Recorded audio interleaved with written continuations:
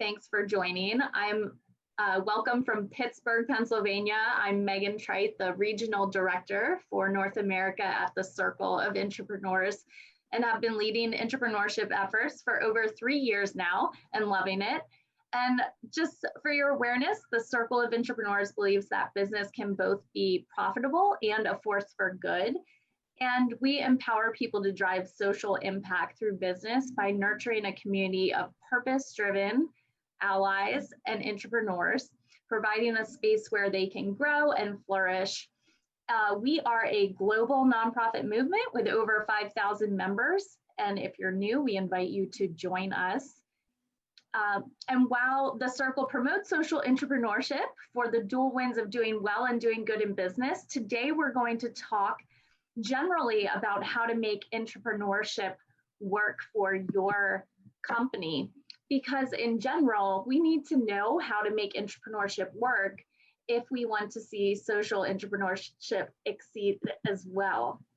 So I want to give a shout out to some of those I see who have joined us from outside of Pittsburgh, from the Circle around the globe. Thank you so much for joining. I see people popping in. So today we have a special guest, and I'm really thrilled to introduce Janine Sivi, Director of Healthcare Solutions at SDLC Partners, who so kindly accepted my invitation for our conversation today. Janine is a versatile business and technology strategist with a knack for recognizing patterns and undiscovered possibilities and finding the path through complexity and ambiguity. She has delivered, oops, sorry. I was almost muting someone. I'm admitting people as well. She has delivered business and technical innovations across a broad range of domains and disciplines: healthcare, data analytics, manufacturing, government, systems and software engineering, control systems, process engineering, and automation and tech transitions. She currently leads SDLC Partners Healthcare Solutions, where she and her team are passionate about addressing healthcare interoperation, automation, and related operational challenges, with one solution earning a Gartner Hype Cycle mention. She has previously held leadership and technical roles at UPMC, Carnegie Mellon Software Engineering Institute, and Eastman Kodak Company. She holds engineering degrees from Purdue and RIT and Caltech Certificate in Technology and Innovation Management. So with that, I thought she'd be perfect for us to explore the topic of how to make entrepreneurship work for your corporation. So thanks so much for being with us here today, Janine. Oh, thank you so much for having me. I've had a great year meeting all kinds of innovators and entrepreneurs around the world, and I'm really excited to be part of this community. There are a lot of new faces for me here, so I'm glad for the chance to share my experience, and I'm really looking forward to hearing from you and what you're up to as well. So thank you. Awesome. Well, and we have a great opportunity for that today. We have a really casual agenda planned to really allow for engagement and Q&A from everyone who joined us.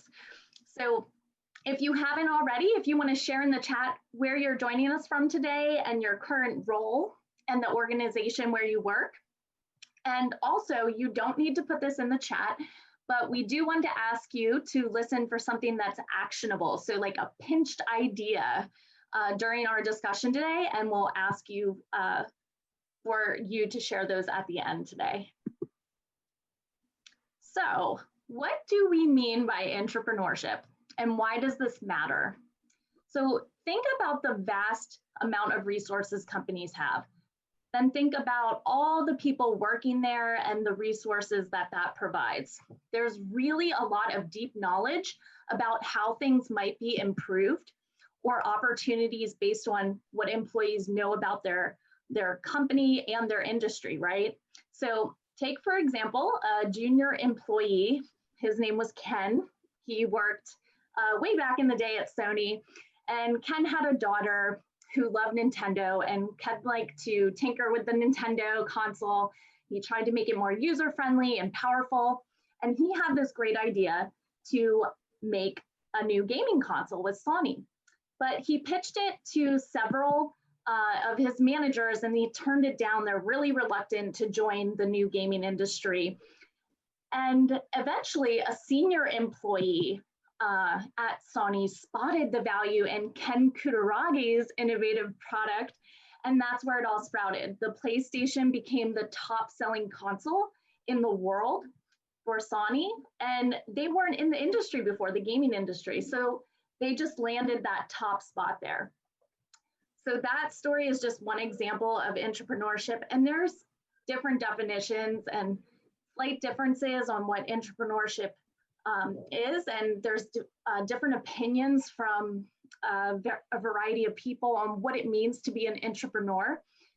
So you can see here how we define intrapreneurship at the Circle of Intrapreneurs, but you may have heard of different ones as well. And there's a lot of different viewpoints on intrapreneurship. Some springing out of products, like State Farm has an environmental sustainability team where I work. And that wasn't a product, but it was something that received a budget and has been a win-win for the company. Now, actually on the call, we have Renee Casey, and she's also pictured here on my slide because she is a social entrepreneur at Huron Consulting Group, where they launched Huron Social Alliance, which is a brand new corporate social responsibility initiative through which their consulting team partners with higher education institutions, and they offer their consulting services at a reduced rate to help low-income students continue their studies during the pandemic. So awesome, excited to see what happens there, Brenna. On the right, the top right, you'll see that's Richard McLeod, and he's Foot Locker's North America VP of Marketing. And he worked to help Black men and women advance in the footwear industry by launching Foot Locker's #1 Way design program. And that puts a spotlight on design hopefuls from historically Black colleges and universities. And then you can see Ken there that I mentioned earlier with his PlayStation. And then just another example of an entrepreneur who actually turned entrepreneur and then entrepreneur in residence. So an interesting one to look up. I will keep that a surprise, but Jasmina Agnovic in the bottom right there. So I just wanted to share a few examples of that for you today. And now, Janine and I are going to talk through this resurgence of entrepreneurship we're seeing. Janine? Oh, why don't you carry on? Talk about the chart a little bit. Kind of the key point being that with the pandemic this year, so from my viewpoint and the market research we're doing for work in my group, we are seeing organizations, many are hunkering down on cost and simplicity and efficiency objectives and imperatives, but quite a lot are going to the other side of the spectrum and really focusing on growth, innovation, and how to transform or pivot their businesses. And I think Meg's chart shows this really well. You want to describe it for a moment? Yeah, so this chart shows the opportunity growth from COVID. So you can see it's pretty massive, right? So there's just this immense opportunity. And we know that 70% of transformational innovations are conceived, developed, and commercialized by employees working within large corporations. So I just want to highlight that because a lot of times we think that it's startups, but actually it's not. It's actually coming from existing companies. And I know we've heard a little bit about this year being pretty significant, right? What are they coining this year as, Janine? The year of? So I've read some articles about 2021 being the year of innovation. You know, really, everybody's just going to come out swinging next year, and it's a pretty exciting proposition potentially.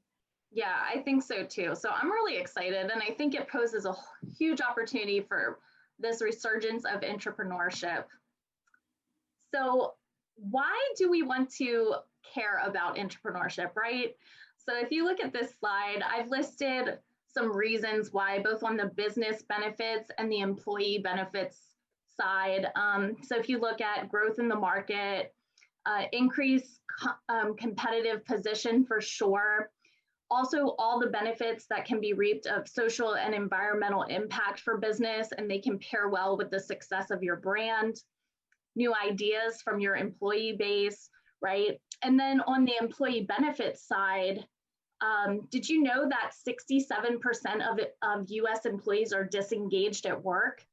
So really, this provides an opportunity for improved autonomy and satisfaction because employees that are interested have that entrepreneurial bent to them.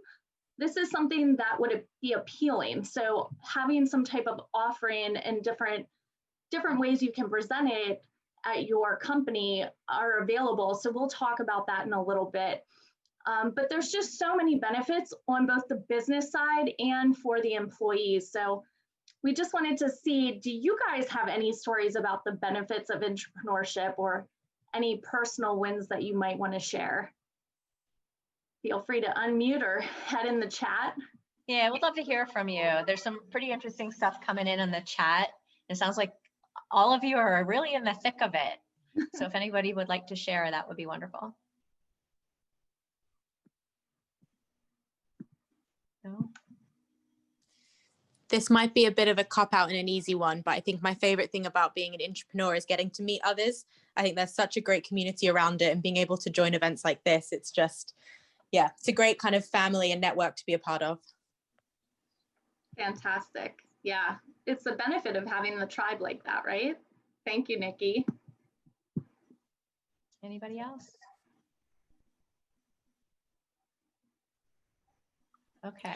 I think it's, oh, go ahead. Yay. I was just going to say, I think it's also a really great way to prove yourself in your organization and to impress your manager and just essentially push the boundaries a little bit. Because I think you learn a lot about yourself being a social entrepreneur, but also, yeah, gain that kind of recognition in your organization, which is really important to network and also to, I guess, like excel in your career. Yeah, mastery and, you know, being at the pointy end of the spear, you really find out what you're capable of. Mm-hmm. And it's usually a lot more than you thought. Yeah, I agree.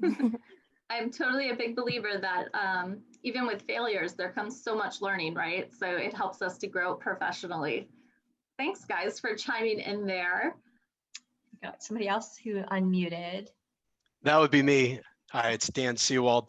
Nice to join you guys. I think an interesting thing to consider is that when you think about real entrepreneurship, it can't live or thrive unless there's a broader corporate innovation ecosystem. And what I mean by that is that your company has to support it. You have to have leadership endorsement, because otherwise you can have entrepreneurs, but they end up sort of sidelined in the quote unquote so-called skunk works operations that you know can create something, but they don't end up actually metastasizing throughout the organization. So entrepreneurship to me is a little bit later stage as your organization is committed and investing in real corporate innovation. The problem is that you can have corporate innovation without entrepreneurship, and then the corporate innovation movement slowly dies because there's a lack of belief that you can actually do something meaningful internally. But you can't really have entrepreneurship effectively unless you have corporate innovation investment. You could have internal entrepreneurs, but you don't have entrepreneurship as a capability. And the reason I say that, I ran Pfizer's, used to be the head of worldwide innovation for Pfizer, and we launched a program that lasted for about 7-8 years for innovation change management. And it was very hard to find entrepreneurs, but the reason what it allowed for a few huge spin-outs, successful spin-outs and programs, was because there actually was senior leadership buy-in. Without that, it just doesn't work very well from my experience. Great 100% comments. agree. Yeah, totally on board with that. And we'll be talking as we unfold the presentation and the dialogue. We're going to talk a little bit about infrastructure, processes, systems, as well as being a practitioner, right? Because we probably have a mix here in the group, and it sounds like you've walked in both shoes, and yes, 100% agree with what you're saying. Anybody else? So I think we'll keep going. So I think you could have been the straight man for this slide. So for me, it's hard to talk about intrapreneurship without talking about growth and innovation. So the three work hand in hand. So when you're inside of a corporation, we'll be looking at what the system looks like, but you're usually working within some sort of an enterprise construct that has a mission, vision, goals. Even if they're not well expressed, they're there somehow. And usually, in my experience, innovation and entrepreneurship that's effective is being done with an eye to some sort of growth, transformation, or what have you. And it could be financial growth, it could be growth in the impact and the value delivered to your customer base, or social good as well. You know, there's business value to doing social good. So Meg said it before: do good and do well and do good. Right now, a lot of companies are buying into that, but there have been companies for decades who have felt that way, and that's an important part of growth. And on the innovation side, you know, my personal definition of innovation, and so maybe I've been an entrepreneur for a long time, but innovation to me is about having ideas that are translated to action to achieve a business critical outcome. So to Dan's point, and do you go by Dan or Daniel? Dan's point. Doing innovation or invention for the sake of the idea, while that exists out there in the world, and a lot of moonshots come from that, you know, from people tinkering around with technology that's possible, but not really working through the application and implementation for some greater good. You know, that exists and that's good and necessary. But in my world, it's about taking those ideas, applying them in some way to achieve a benefit, again, social or business wise. And to me, innovation can be fairly synonymous with entrepreneurship. But even with my definition, there are some distinctions, and I think it's fuzzy where the distinctions are. So the spectrum or scale, there are many spectra of innovation, right? So functional, there are 10 types of innovation. So there's that spectrum. But the little picture here talks about the scale of innovation. So from incremental all the way to breakthrough and disruptive. So I know a lot of us would love to work on disruptive stuff, but most of us probably don't. Most of us probably work in incremental or breakthrough, and maybe some people are working on sustaining innovation.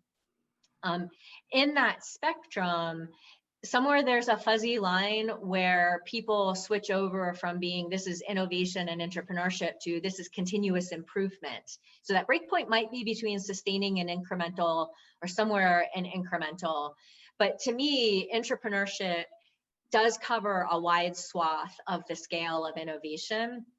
And to Meg's point, and to what was implied in some of the comments, it can be about spinning out a product or a service, you know, creating a whole new business, a whole new line of business, if you will. But it can also be very internal or societal facing, where you're doing something that might be commonplace in some other industry or sector, but it's highly disruptive or a breakthrough in the arena where you're working. And it might be about a product or service, but it might be about a business model, or even internally, it might be about an operating model.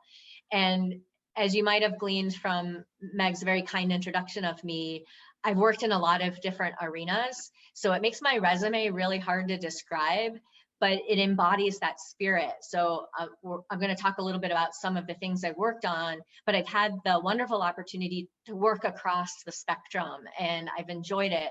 And it's, again, always an eye to the benefit that an idea is delivering. A little bit also to Dan's point, and I know Meg's going to comment on this as well, you know, what does this look like in an organization? So yeah, lone individuals working really hard on their own, that exists a lot. And it's sometimes effective depending on your scenario, but often it's a source of frustration if you're the lone voice in the wilderness trying to get your idea through. On one hand, the world of entrepreneurship, by its definition, sort of encourages it, because it says, hey, these are the people who have the latitude to take their ideas all the way across the finish line, and sometimes are not constrained by the norms of the organization. They get to break the rules a little bit.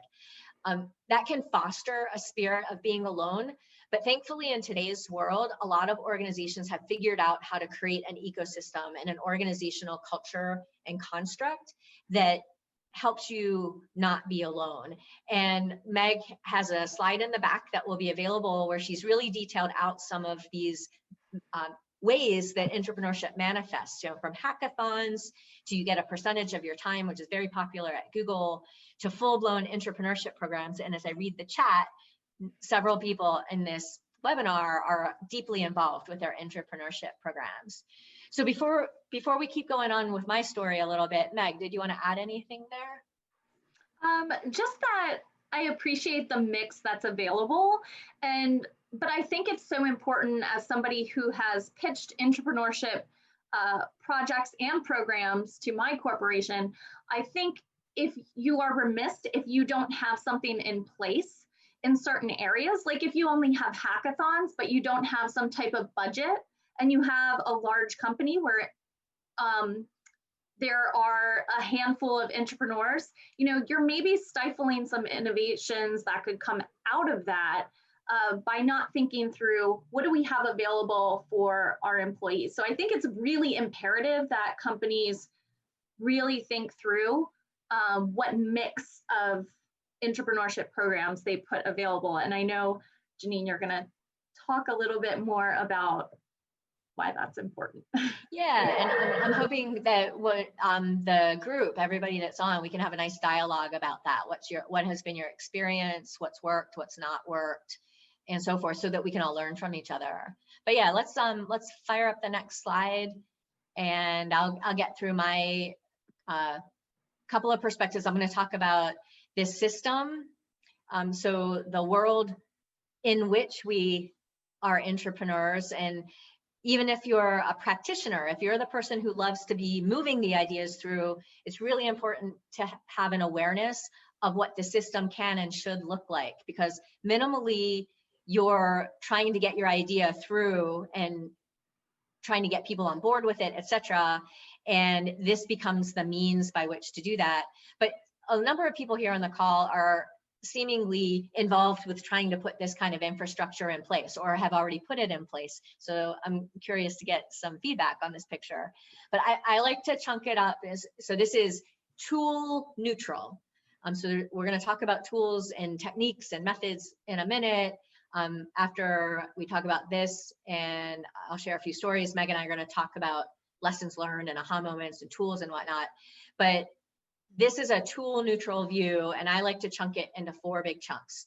So over on the left are sources of inspiration and guide rails. So we're all working inside of corporations. And even if we have a little side hustle, right? So I have a little side interest that actually falls into the spirit of social good. It is separate from my company. Either way, we've got sources of inspiration. When you're inside of a corporation, one of those big sources of inspiration has got to be your corporate mission, vision, strategy, and so forth. That's inspirational. It's also guide rails. So on my little team that I have in healthcare, we straddle this often. People start pitching ideas, and then we look at it and go, well, that's really not who we are. It's a really cool idea, but it's not really who we are.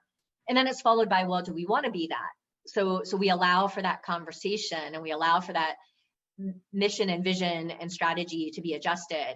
And above and below that mission and strategy bubble is, I call it I Hear Voices. So I did a presentation with a friend years and years ago, literally called I Hear Voices. So this is the information overload that we all have. There's the market trends, the client trends. So voice of the market, voice of the client, voice of technology, right? So we're in an era where so much more is possible because technology is where it is. So we can do things with voice devices, with remote monitoring devices if you're in healthcare, or if you're not in healthcare. The technology is amazing. And then below, the bubbles below are, I also hear more voices, the voices of my business, the voices of employees, and the voices of society. So these are all things that as entrepreneurs are constantly swirling in our heads. And depending on your wiring or makeup, maybe you're the person who's always sifting through that going, I have an idea, I have an idea. So I have a guy on my team, every 10 minutes, there's a new idea. Some of us though, like me, are a little more wired for the next chunk. And that next chunk is the ideation chunk. So taking that idea, and there's two little steps there. I have an idea and I'm evaluating the idea. And I like to use two-stage evaluation, screening, characterize the idea a little bit more, and then score it. So those are the first two chunks. My experiences, these are some of the harder pieces. It's hard to get, everybody says we need lots of ideas, and it's kind of easy to just spew ideas. It's hard to get a pipeline of really actionable ideas from my experience. And so I'm hoping to hear from folks in the audience who maybe have conquered that, how to get a pipeline of so many ideas that are so actionable, we don't know what to do with ourselves. The next chunk is the exploration and early commercialization. And out there in the circles Meg and I have been traveling, this is the stuff that people talk about all the time. I like to use the words define, design, and build. It's very iterative, agile, lean, design thinking, MVP, all of that stuff comes into play here. But it's that process of figuring out, do I really understand the problem? So when I have an idea, like, boom, I have an idea, it's usually a solution and it implies a problem. So the first stage here in define, design, build is really define the problem, get evidence to verify it. Design a solution, get evidence to verify it. So problem, solution, fit, and then there's solution market fit, if you want to use the language that people are talking about all the time. But then you build. So you iterate here, maybe you get to sell something, or if you're doing an operational change, you get to get a pilot out there, and you stay in this space for a while until you start taking off. And then there's the big chunk on the right, scaling and operations, which could be selling if you have a product. It could be implementing at scale if your change is operational or if it's societal in nature. And following what we know from product development and software development, even though it's so hard to get through that middle section on exploration and early commercialization, when you have a raging success, the majority of the lifetime of that success is over in scaling and operations. So the total cost of ownership is over there. And it's important to remember that, because way down toward the bottom of the diagram, there's one little line that says, way back when you're in ideation, you got to start thinking about positioning, sales, commercialization, piloting, operationalization, and so forth. You may only think about it this much, but you got to start thinking about it way up front. And over time, your development tasks start to wind down and those tasks start to wind up. But all those people that are involved, you will have had their buy-in early if you start soon. And then the road is much easier as you go down this whole picture. So that's Jannine's systems view of how to get from inspiration to operations, and acknowledging that any one of us might be working the whole system or might be living within some piece of the system and just need to understand what we're living in. Meg, do you want to pause here, or do you want me to go to the next slide? Yeah, no, I just wanted to thank you for sharing this, because with your experience in systems, there's this notion that innovation and entrepreneurship are about thinking outside the box, so we don't need structure to the work. And that's really counterintuitive. Having a system is really critical. So I think this helps entrepreneurs, especially, I see there's so many on the line that are entrepreneurs. So I appreciate you sharing those insights with us. We'll go on to our next slide. Okay, so a couple of personal stories, and it's very simple graphs, 5 circles, but I'm going to go right to left, and this is a little chronicle of what I've been doing over the course of my career. And I like to use this term, making a difference. One of my personal philosophies for every role I take is try to leave things in a better place and in a better way than I found them, you know, kind of make a difference, make the world a better place. And so I'm going to go right to left. The rightmost one is a stress management app. My team's working on it right now. It is almost what I would call a textbook example of how to go through this process. It's so narrowly scoped that we're having hypotheses, we're doing preliminary user testing, we're doing multiple levels of prototyping. It's scarily textbook, because nothing in my life is very textbook, quite frankly. Most of my stuff is complex and ambiguous and crazy, but this is, it's wonderful. And so one of the things that I've been conquering and learning to master with this app is narrow scoping. So this app actually emerged out of the circle to the left. So the circle to the left is, I've worked on a couple of different healthcare systems. I did a telehealth one when I was at UPMC, and I've been working on a care management one. That's the one that got the Gartner recognition in my current role. Both of those are really big systems, so I'm not describing them to you fully, but as we've defined them, the telehealth one was big, and it's out there now as a product and service. And the care management one is also rather big, and it leapfrogs the way systems are done right now. So our care management solution is what I would call a breakthrough. And the challenge was timing. So for the care management one, we were a little bit ahead. So we were in a space where the analysts of the world were saying the world needs to go, and where the technology of the world was saying we can go there, like it's possible now. It wasn't possible 5 years ago, but it's possible now. But operationally and culturally, people weren't quite there yet. Organizations weren't quite there yet. So we spent this pandemic year busting that solution apart into lots of little pieces, looking for little nuggets that we could implement faster and with less investment. And that's where the stress management app came from. So it's been a big lesson for me about narrow scoping in order to get traction. If I go one to the left, again, bundled consulting services. So I've been in some form of consulting almost my whole career, not my whole career. I did an operational stint for a couple years. I did what would really be called a product innovation center stint for a year or so. But even when I worked for Kodak, I was in an engineering division. We were internal consultants. And a lot of what we do is straight consulting. You know, we've got skills, we go help people solve problems. One of the things we've done in my current role, and I also did it when I was at the Software Engineering Institute, was basically take the same principles that people use for product development and apply them to bundling consulting services. So there's a pervasive problem. For instance, one of the problems that I work with a lot in organizations is many voices that don't all agree.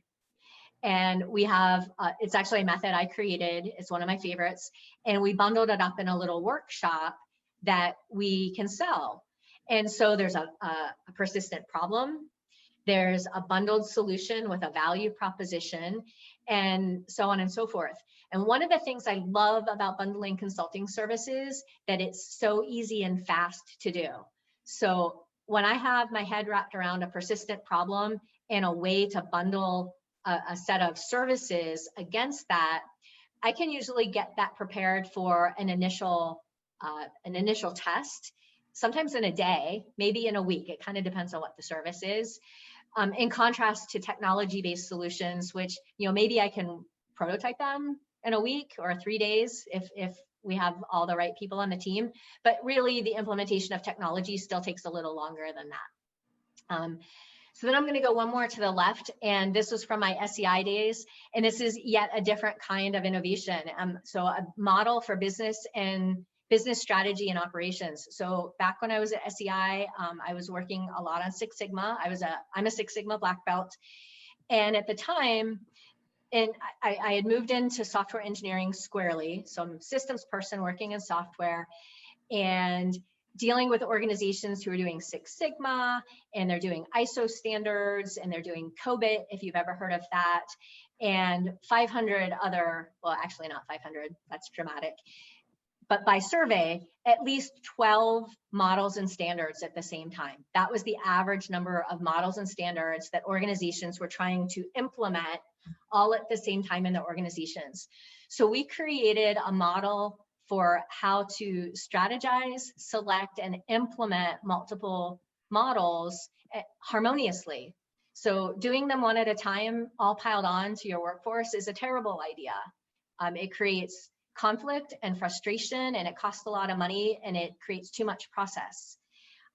We found a way to harmonize it, get people to the right amount of process at the right time. And the cool thing there was, because I was working at the SCI at the time, our mission in life was to put practices out into the world. And some of it to be compensated, but some of it was about literally making the world a better place. And on the business side. So I had a great run there where we created this model. We did conferences. So Meg and I were talking about how my life has changed. I don't do a lot of speaking anymore, but at the time I was doing a lot of conferences, webinars, putting standards out there, creating a global community of practice to foster this idea of there's a better way to do this in your organization. And so it's completely different. Somewhere between incremental and breakthrough, not a disruptive change, not a disruptive innovation. And when you look back on it, you don't look at it and go, that was earth-shattering. It's not earth-shattering work, but it was getting people to an aha moment that they never had time to get to on their own, right? So they'd look at it and go, yeah, that makes sense. We should do that. But left to their own devices, they would never have gotten there. So to me, that's also part of entrepreneurship. It doesn't necessarily have to be earth-shattering, but it should make a difference. And then I just had to throw one in from way back in my Kodak days, because none of the other things I've talked about involved hardware. Way back in my Kodak days, there was hardware, manufacturing systems and whatnot, and it was all internal. So I was working on new systems and technology to change the way we operated certain parts of our manufacturing business. Again, we had global communities of practice. So back to Dan's point, we had a very, very well-defined infrastructure for getting these innovations out to the corporation. I was in the engineering division, but we funneled these out through not only cross-functional communities of practice, but cross-business unit. We had representation from every part of the company across the world that would potentially be using these innovations and changes. And it makes it complicated, right? So a little bit, again, to Dan's point and to my previous diagram, when you get a lot of people involved up front, you have to navigate the voices, and you have to find consensus, and you have to know when to not work on consensus, because sometimes it doesn't happen. And so you have to have decision rules, and you have to have agreement on how that works. So it makes the front end of your process a little heavier, but then it makes the rest of the process a lot smoother because you have the buy-in. And that's a lot of what I learned when I was at Kodak. Okay, so that's my whirlwind tour of my career, 5 different ways that I've done entrepreneurship, none of which have involved a major spin out like what Meg described on the second slide, but all of which have been very satisfying in my career, where I feel like I've made a dent in the world. So I'm gonna pause there before Meg and I share lessons, ahas, and tips and all that kind of stuff. Meg and I would like to pause and hear from you. You know, what resonated? What ways are you making a difference? What have you been doing in your life?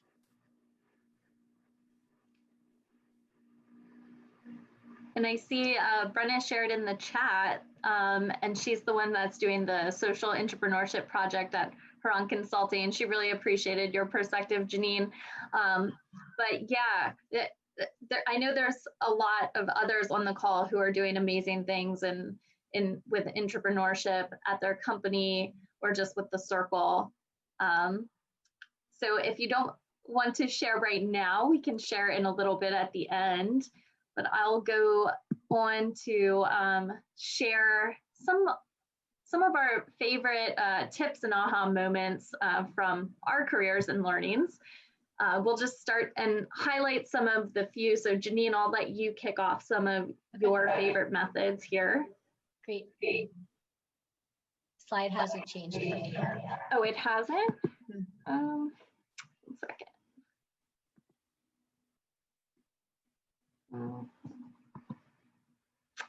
1 second.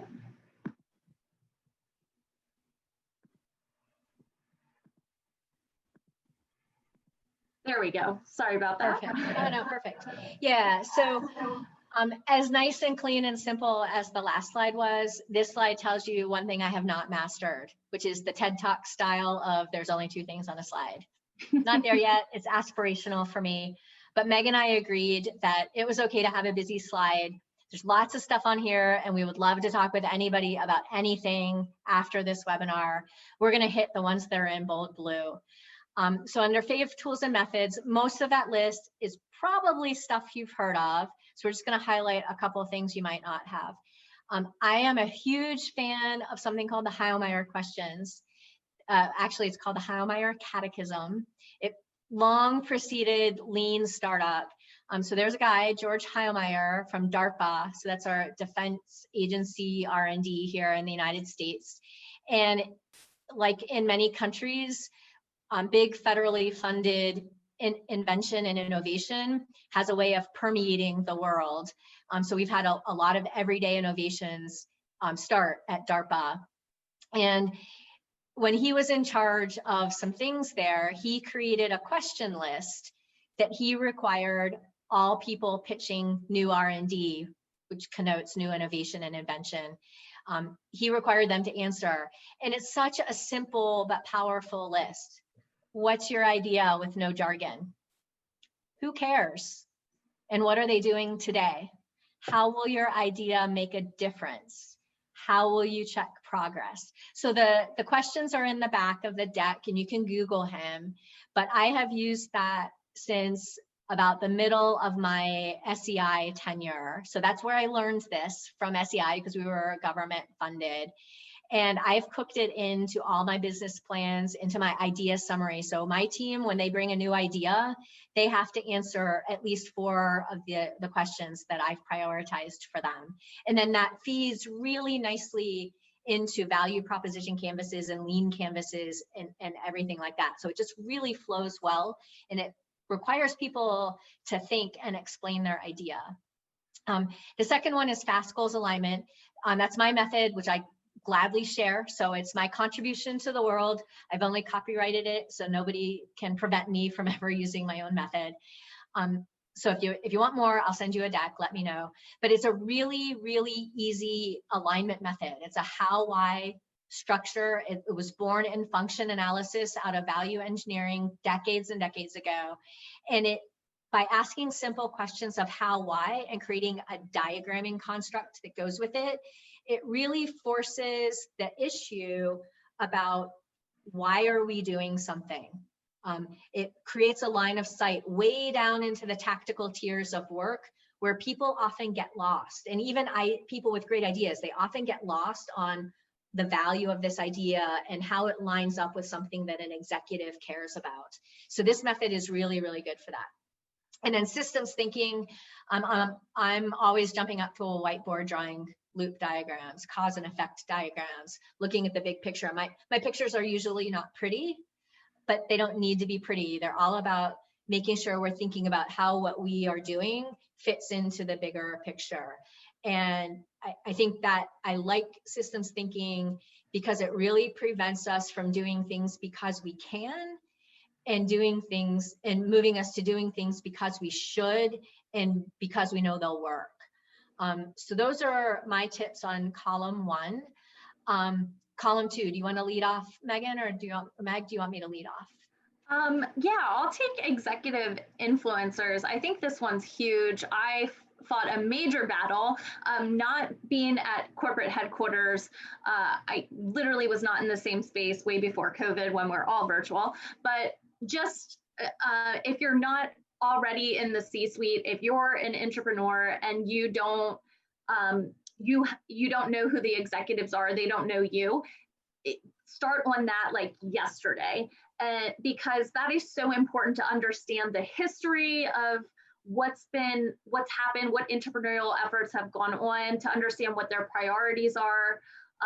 It's just so important to have that network and start that relationship. And don't just think of the executives, also think of the other influencers. Like there might be a manager who's willing to mentor you, that has a connection with an executive, or also think of the CEO's inner circle. So who are the people on the board that are closest with them? Get on their open office hours, get to know them, because it's really important that you understand what's important to them, and ask the questions. So Janine, I'll let you take, I know you have something fun to share with Something fun to share, yeah. And I totally concur with what Meg said, and it aligns with what Dan said earlier. And if you already have innovation and entrepreneurship infrastructure, what Meg said will help you get aligned. If you don't, you need these people to be sponsoring you and getting on board and starting down the path of creating a culture where your idea can thrive and grow and influence the enterprise. The other things in that list: sell the problem, sell the problem, sell the problem. It is the #1 thing that my team and I focus on all the time, and it's been a big focus this year. Technical people especially love to bring solutions.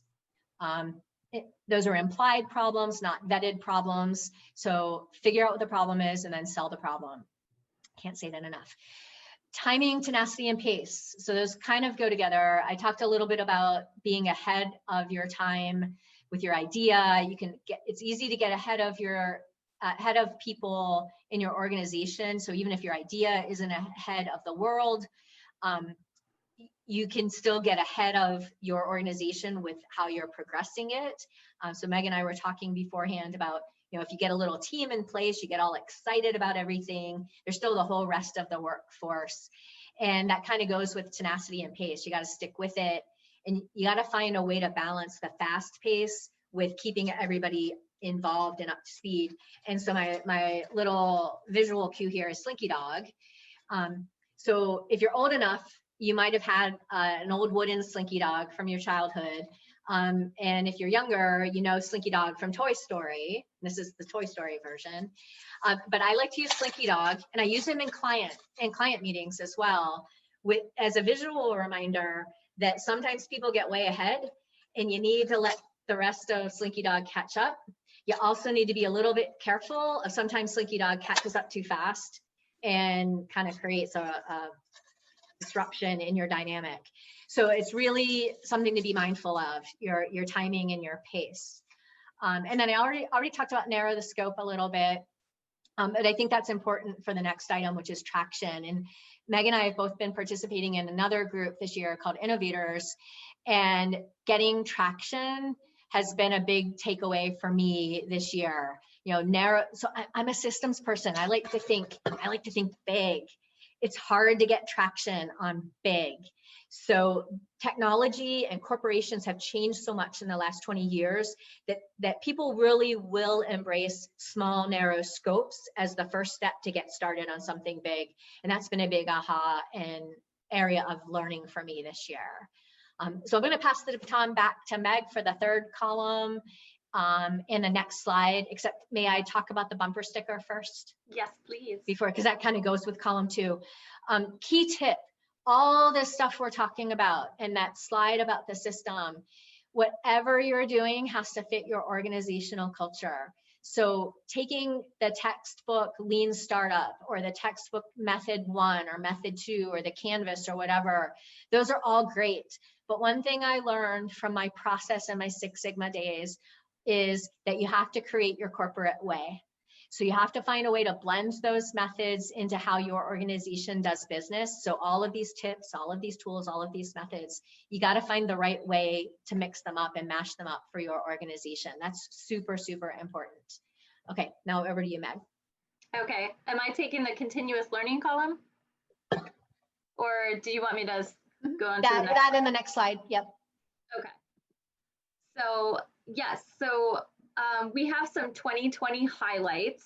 that I wanted to share. And you know some of these faces on this slide, but some of these learnings are so imperative for entrepreneurs. So the first you can see there, that's Lori Vogel. I had the opportunity to hear from her. She's a former VP of Nike and is currently the founder of Imagine Now, Inc., an innovation consultancy.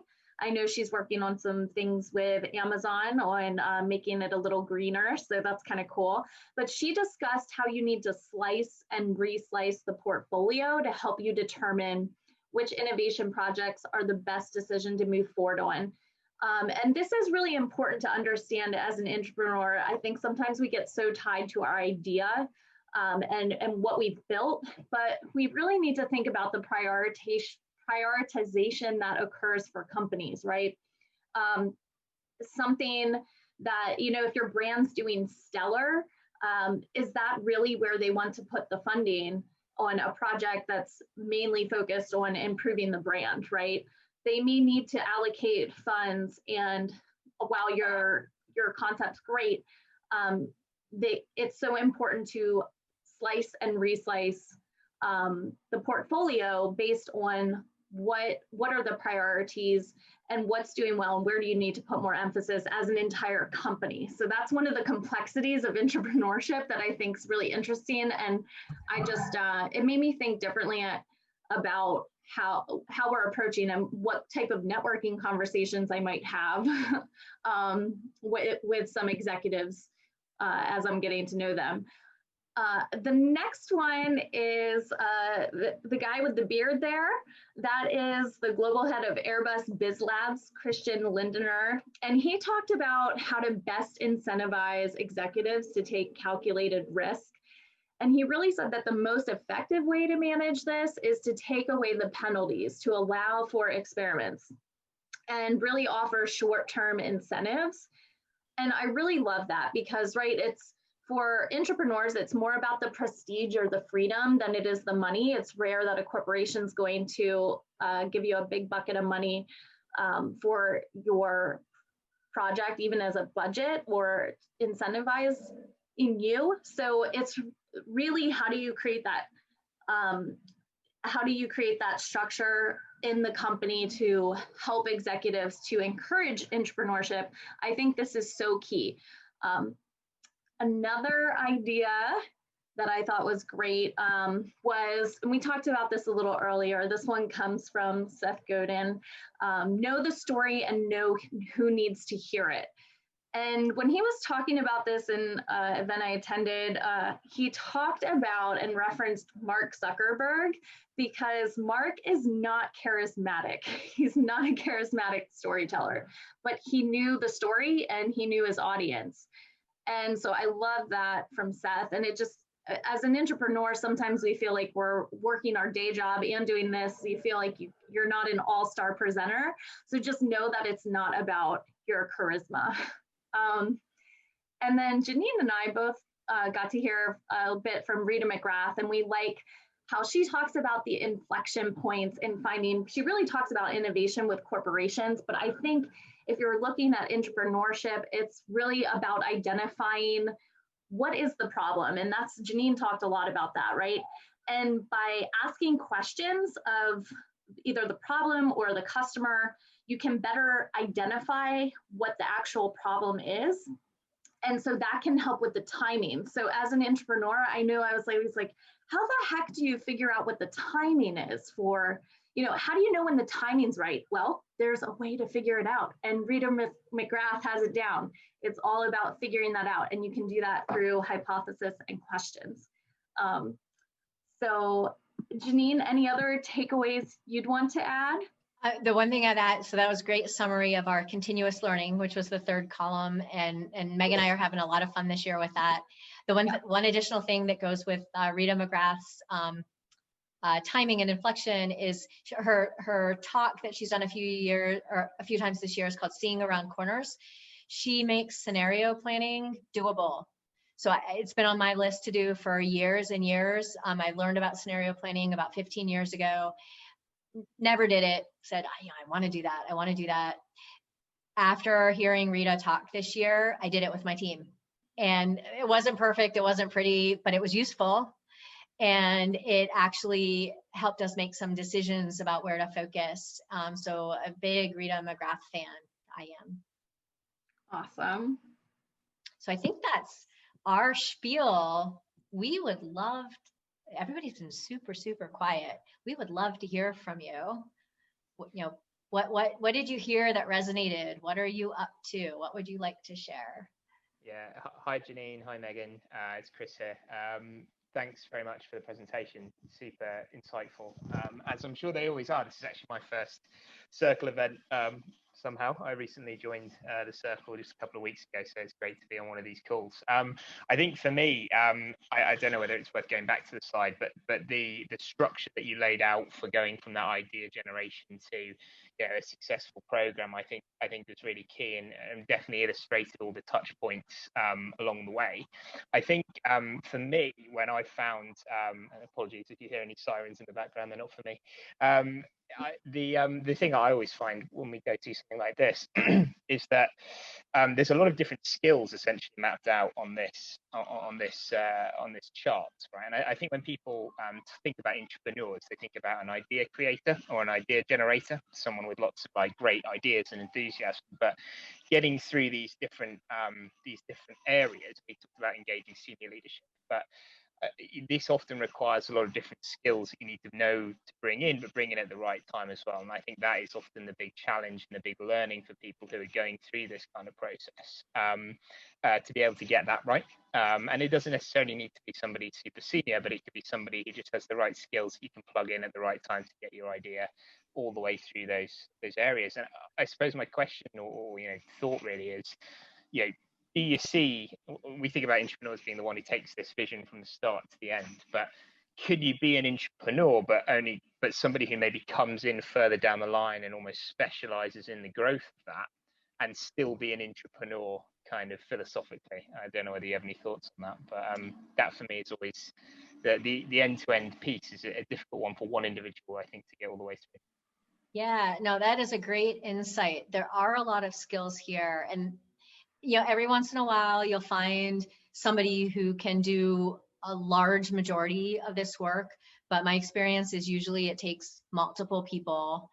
I've never worked in an organization that had an entrepreneurial program and department where you could, with intention, compose a full-time team to cover all the skills. My reality has always been more, I call it a kind of a revolving door model, people coming and going from their functional areas to build out an idea and move it forward. And in general, my role tends to drop, like me, just personally, my role tends to drop off as the idea is getting built and starting to scale, because that gets less interesting to me. And my strong suit is really more the front end, like figuring out how to cut through ambiguity, getting that problem solution fit. Because I have an acuity for seeing patterns, I just happen to be good at putting puzzle pieces together up there. I really love to pair up. So if I only have one other team member, I pair up with somebody who's much, much stronger on scaling and operational in that kind of detail. But even along the way, I like to get small teams where, there's somebody who's more creative. They drive me crazy sometimes, but I still need them on the team. And, somebody who, there's one guy on my team, he's super empathetic. He's got more people skills than the rest of us have in our little pinky finger. And I like to have him on the team. So I'm a big fan of multiple people on the team, intentional attention to their differing strengths, and then sucking it up and dealing with the real dynamic that comes with that, because it makes it harder, but it makes it better. I'd love to hear from others, because there's some people here who've been in big programs. How does that work in your world? I was just going to build on Chris's point real quick, and Chris, I think you hit on it, and I think you both kind of kind of built this point out. When people think about entrepreneurship and just context, after I left the quote unquote corporate world of leading in corporate innovation group, I started my own startup company, both consulting but also product development, like real entrepreneurship. And the same thing I think that makes you successful in the corporate sphere as an entrepreneur is the same thing that you have to do as an entrepreneur, which is you can't be all things. So you have to identify not just talent, but people that have the capabilities that you need, whether it's legal and regulatory, or it's a product developer, or it's, as you were describing, somebody who does deep empathy work. You can't be all things. So you have to quickly assemble that team and know where your strength lies in leading it. I think at the end of the day, when you look at the great entrepreneurial innovations inside organizations, those people are not always the lightning rods of creativity. They know exactly how to assemble a composition of people to make things happen. And that's why I think entrepreneurship, when people think of entrepreneurs, they think of the lone genius.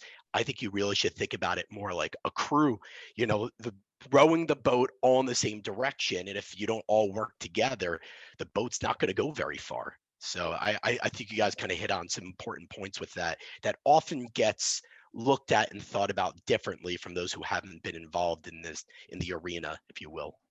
Yep. I love that, Daniel. And thank you for sharing that. And I have here to Chris's point about what it takes to really understand and build out your process. And one of the program models that can be used is a tool-centered model. And there's so much software that's available that's really affordable for corporations. And I really just see this as something that's going to be more popular amongst a large number of companies in the future. I know there's companies that use it now, but I think it'll become like pretty normal, almost like diversity and inclusion. There's been a huge push, obviously, to have that. Not all companies had that before. I think we're going to see this in 2021. So any other thoughts anyone else want to share? Yeah, I agree actually with your point, Megan. Hi everyone, I'm Yemi, heading up with Nick actually Europe, Middle East and Africa for CoI. I really love the point that you made the end of the last slide, I think, on storytelling. I think like a lot of people underestimate the importance of communication, just in terms of getting that buy-in. And if you think about, and just to go on the latter point about differences between entrepreneurs and intrapreneurs, I actually really see it as a mindset, because ultimately when you're communicating to the same kind of people, whether it's customers, whether it's investors, whether it's your employees in terms of bringing on talent to help you build out your product, or getting that buy-in from management, but just being able to focus on the problem, as I think, as opposed to the solution, and kind of working from that first principle basis helps a lot, at least when it comes to saying, okay, what is the return of investment if you're working in a corporate and obviously face competing interests. For sure. I agree. Yeah, totally agree. And storytelling, kind of like my TED Talk aspirations, I aspire to be a much better storyteller. Yes, you need to be able to do that. And there's an art and a science to it, right? Somebody offered to me through one of the other groups I've been to help me learn storytelling better. And I'm looking forward to putting that on my mastery list, not my aspirational list. Awesome. Thanks, Yemi. Yeah, thank you.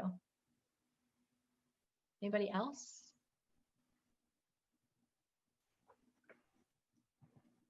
Well, we appreciate you all being with us today and taking some time. Janine, thank you so much for sharing all your knowledge with us. And I love the dialogue. I've learned so much just from the conversations we've had today. So I hope that you'll attend future Circle of Intrapreneur events and reach out to Janine via LinkedIn. Reach out to me via LinkedIn if you'd like to connect with us. We'd love to talk further about what we've discussed today, and just keep being awesome and doing awesome things in the world. Yep, thank you. Have a great Friday, everyone.